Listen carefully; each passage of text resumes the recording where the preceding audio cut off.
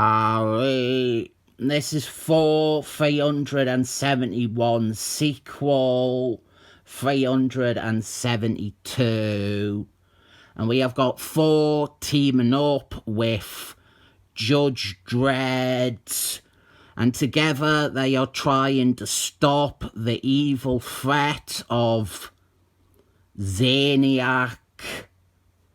I want to quickly talk about this cover because Simonson, he had a decent sized run on Thor, and he started off doing both writing and art, and then John Buscema, that is Sal Buscema's brother, he took over art, and he did a pretty good job at adapting his own style to maintain some of Simon Waltinson's energy. But even when he had stepped down from art, Simon Waltinson did all the covers for his issues, except for this one. I don't know if there is any reason for that, or maybe an element of Simon Waltinson not really caring for this story. But I would love to know if anyone knows if there is some behind the scenes reason for it.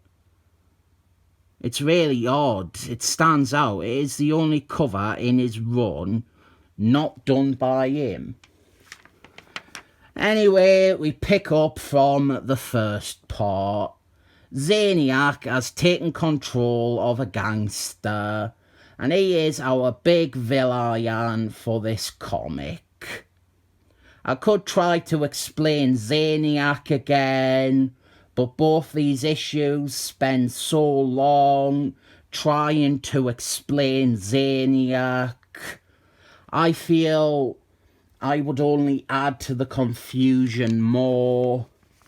A law enforcer from the future called Judge Dredd, he has travelled back in time to stop Zaniac, and last issue he had a brief fight with Thor, and in this one he has a brief fight with Thor too. I will say again, the look that Thor sports in this issue is how I want Thor to look all the time.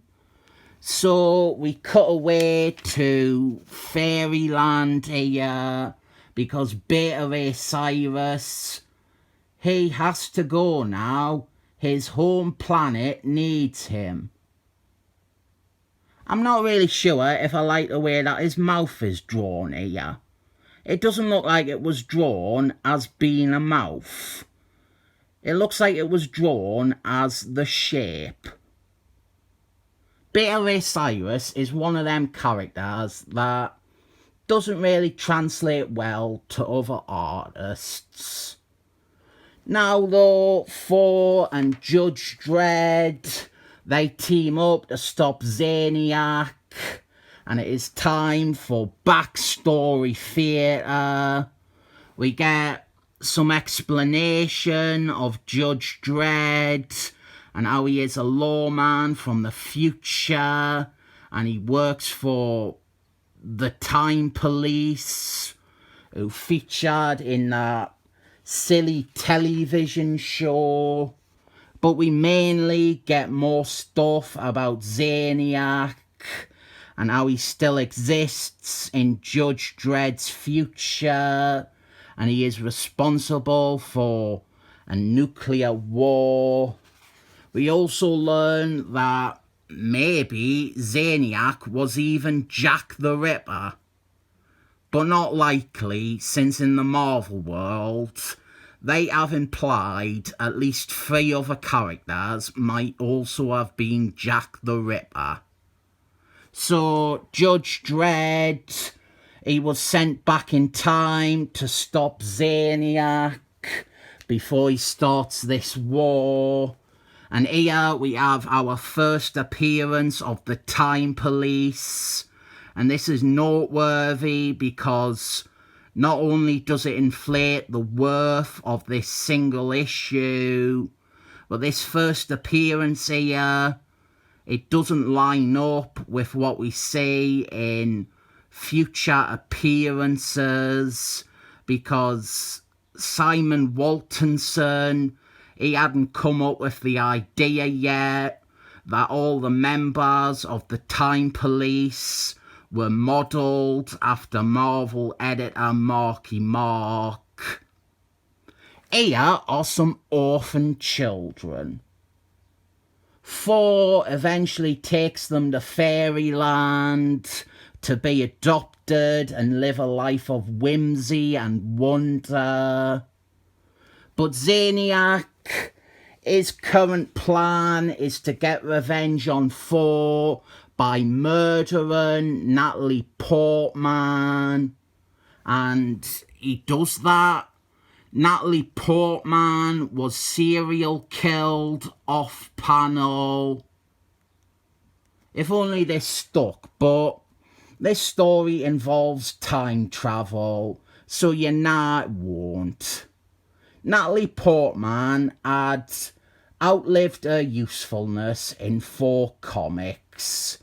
She was increasingly far away from Thor and Thor stories. This is like her only appearance in this entire run. Even after this run, Tom Falcon, who went overboard with Silver Age 4 recreations, even he didn't bother to bring Natalie Portman back into the book as a regular character. She had been married off and given a happy ending. She was pregnant, but we didn't talk about her baby that mysteriously vanished. To be honest, you could have killed her here and left it like that, and the only net negative would be Gail Simon would pretend to be bothered by it. So straight away, Thor and Judge Dredd, they realise they need to go back in time to stop this murder from happening, which calls into question why they didn't go back in time to stop those children from becoming orphans when Zaniac murdered their mum. But superheroes are usually shitty people like that.